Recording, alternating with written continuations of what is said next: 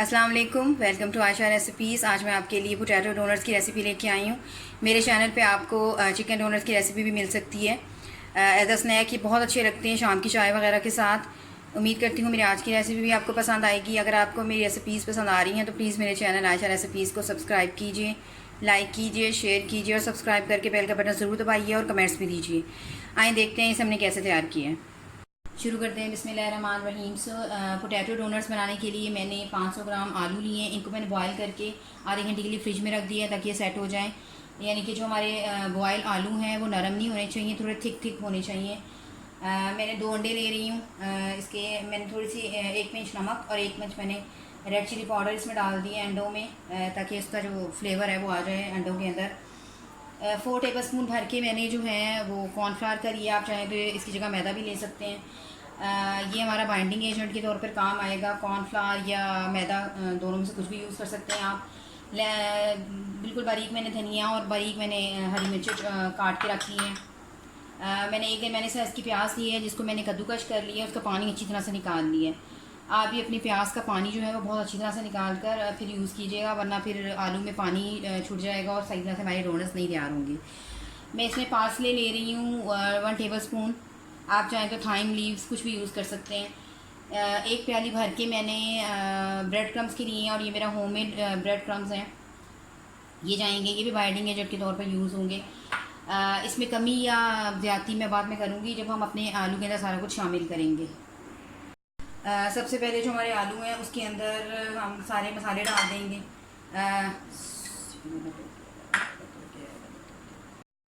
आलू में सबसे पहले प्याज डाल दें जो हमने कद्दूकश की हुई है, ये डाल दें। इसका पानी अच्छी तरह से निकला होना चाहिए। धनिया हरी मिर्च डाल दें।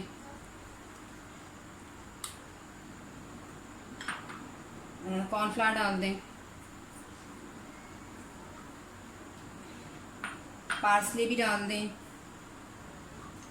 ब्रेड क्रम्स जो हैं वो भी मैं सारे डाल दूँगी।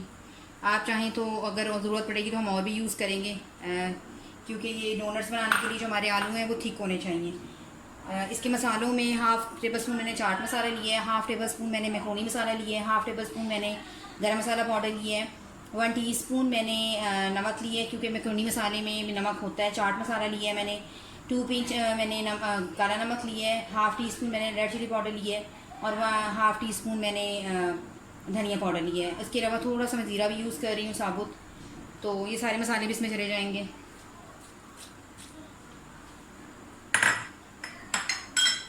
इसको मिक्स करें।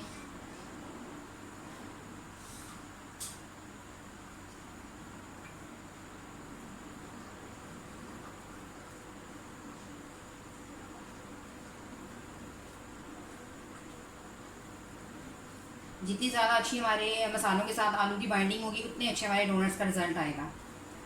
तो अच्छी तरह से इसको मिक्स कर लें।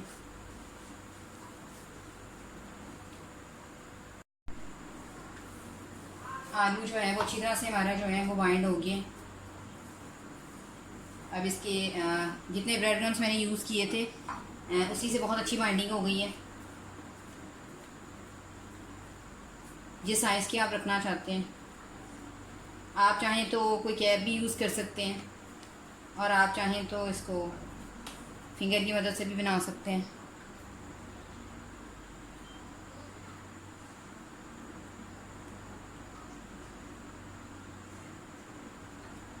इसी तरह से सारे अपने डोनट्स जो है वो तैयार कर लें। डोनट्स मैंने सारे तैयार कर लिए हैं। अब हम इसको ब्रेड और अंडे की कोटिंग के साथ एक साइड पे रखते जाएंगे और फिर इसे फ्राई करेंगे। तो सबसे पहले हम इसको अंडे में डिप करेंगे और दूसरे हाथ से जो है मैं इसकी कोटिंग करूँगी जो मेरा खुश्क हाथ होगा। दोबारा से इसके होल को आप ठीक कर सकते हैं। इसी तरह से इसको रखते जाएं तैयार करके।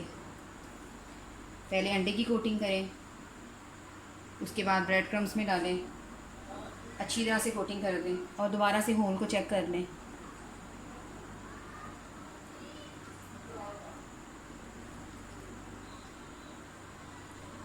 इसी तरह से सारे डोनट्स जो हैं वो अपने तैयार कर लें।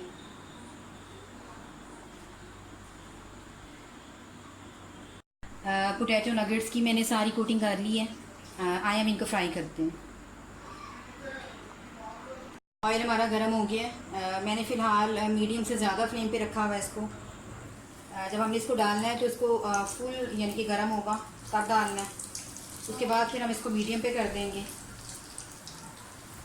बहुत ज़्यादा आप तेज़ आंच पे बनाएंगे तब भी अंदर से कच्चे रह जाएंगे, और अगर हल्की आंच पे बनाएंगे तब भी नरम पड़ सकते हैं।